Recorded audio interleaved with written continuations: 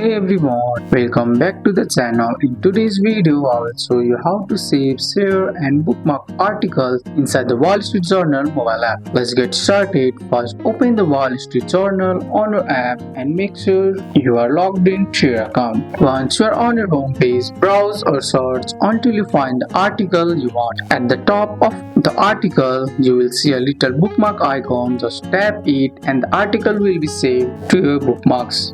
Just tap here and the article will be saved to your bookmark. You can find all your saved articles by going back to the menu and tapping on saved or bookmarks. Just tap here and then click on save articles. Here you will see all your saved articles. If you want to read an article later without internet, look for the download icon. It usually looks like an arrow pointing down. Tap it and the article will be saved offline so you can read anytime. To share articles with a friend, first go to your home page, click on the article. Inside the article, tap the share icon. That's the little square with an arrow pointing up. From there, you can send it through message, mail, WhatsApp or any social media app installed on your phone. And that's it. Now you know how to bookmark, save and share article inside the Wall Street Journal right from your phone. That's all for today's video guys. I hope you guys liked this video. If you found this video helpful, drop a like, subscribe for more videos. Thanks for watching.